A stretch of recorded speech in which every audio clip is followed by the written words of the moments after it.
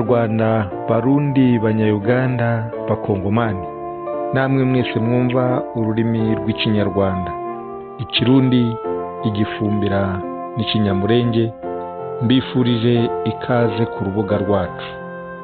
Igihugu kiryoshye, ijuru iwacu.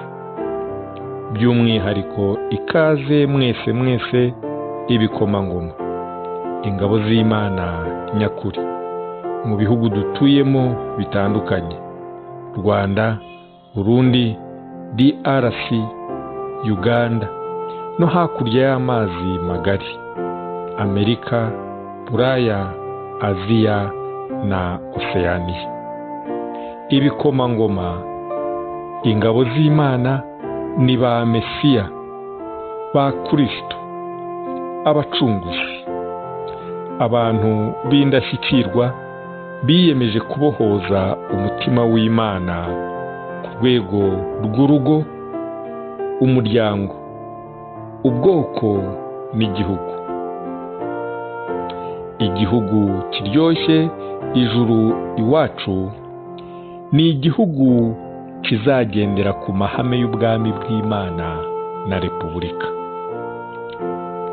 Ihame rya mbere: kwezwa no gusigasira akarande k'amaraso y'Imana mu guca ubusambanyi hagati mu bashakanye no kurinda abana bavutse ubusambanyi, ibitsina byombi, ubungu na kobwa, kugeza igihe bashingiye urugo. Ibi byose bishingiye ku rukundo nyakuri. Ihame rya kabiri: gusigasira uburenganzira bw'ikiremwamuntu. Ihame rya gatatu: gusigasira umutungo wa rubanda.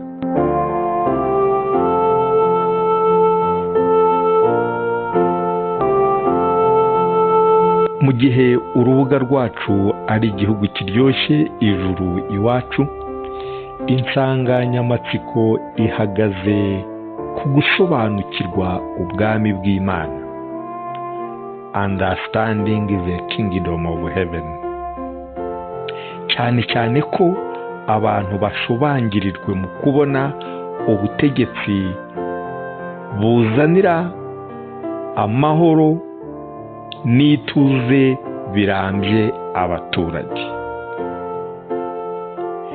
Ubu butumwa mugiye kugezwaho ni ubutumwa bw'umugisha, ubutumwa bwa Kristo wihindukira.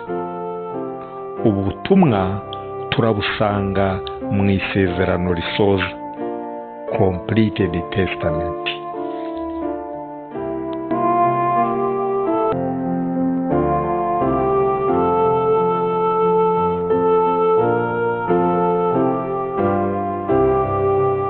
The physical body and hell.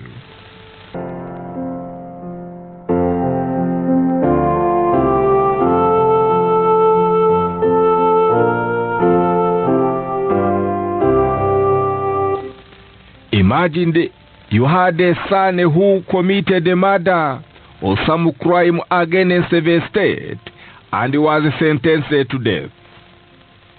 When he goes to his execution, are you going to say, "It serves you right"? Are there such parents? You would rather cling to him and die together with him. If such a tragic death were to continue forever, do you think you could just watch without doing something?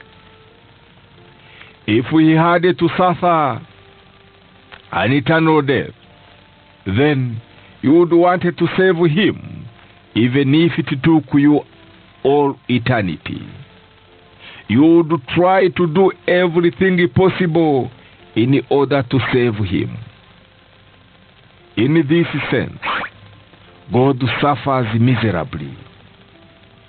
When God sees humankind dying in hell, he becomes desperate in an ongoing effort to save them. Only then will his responsibility as the parent of heaven be fulfilled. If he says, let's just get rid of them all. He cannot stand in the parent's position. Therefore, this establishes the logic that God has to liberate even hell. When your son sees you desperately trying to save him, he will say, Mom and Dad are having such a hard time because of me, and repent thousands of times for his sins. If you are such a parent, your son will come to repent till his bones melt and his flesh becomes haggard.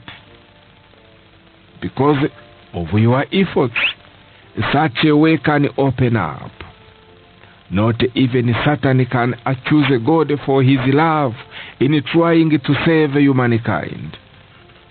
There is no rule preventing forgiveness for the one who repents through the love of his parents. Hell must also be liberated through this kind of heart. That is the way of a true filial child, isn't it? Therefore, we in the Unification Church speak of saving even hell. Why? It is because God is such a being. Hell is a place you can never escape from once you are caught. Despite that, you are not realizing that your mother, father, and relative are going to hell. You just think it will work out somehow. However, let's think seriously that your beloved parents are really going to hell. If your parents were to go to jail in this world, human nature is such that you would cry and do all sorts of things to have them released.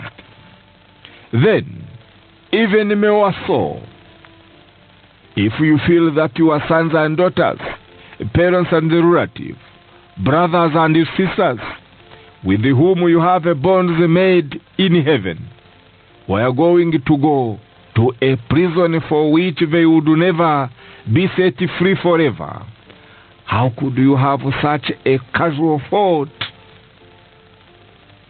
You do not have anything. I beg your pardon. You do not know anything yet. You do not know whether there really is a hell or not. It might exist, but you do not know what kind of place it is. You probably are not convinced, and it must be vague to you. But once you die, you will know. Once you die, you will know in an instant, but it will be too late then. That is why the parents who died are now returning spiritually to witness to their children. During their lifetimes, they opposed their son or daughter attending the Unification Church. However, once in the spirit world, they found out that they had made a big mistake.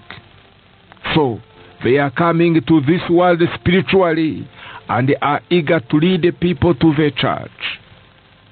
If they do not do this, they will be in difficult once in the spirit world. If you oppose your son attending the Unification Church, you will be in trouble in the eternal stage of life. Therefore, in the spirit world, the spirit beings devote themselves entirely to receiving permission to become good spirits in order to appear to and to teach their children on earth. Not just any can appear freely. When people on earth experience this phenomenon, they will realize what an amazing place the Unification Church is. Can you imagine how totally dumbfounded they will be People may say that the Unification Church is a place where people just come and go. But that is not the case. If you draw a line here, that line will stay drawn forever. If this door is closed, nobody can open it again for eternity. If it is opened, nobody can ever close it again. What is bound on earth should be loosed on earth. You should loose yourselves what you bind. This is the problem. Therefore, when you go witnessing, do not wander off to other places.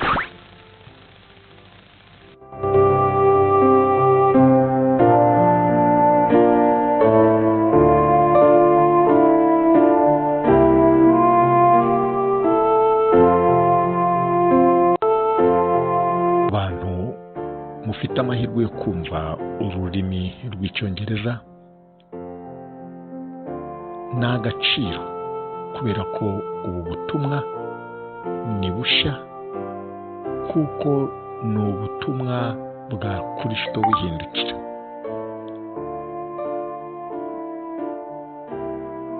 Ubutumwa bwo kubaka ubwami bw'Imana hano ku isi. Ubutumwa bwo kubaka ubwami bwa Kristo mu bantu. Ubwami bw'urukundo, ubwami bw'amahoro.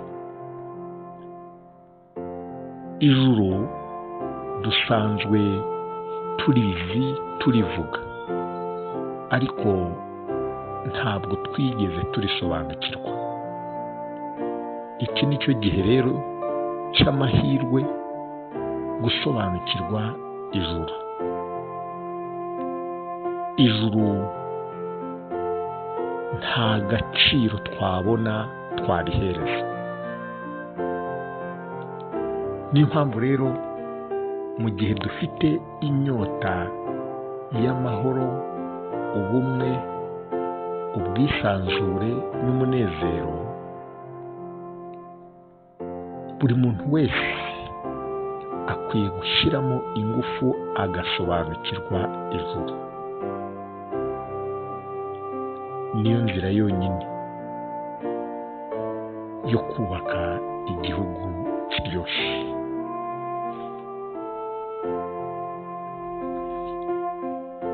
Mbasezeyeho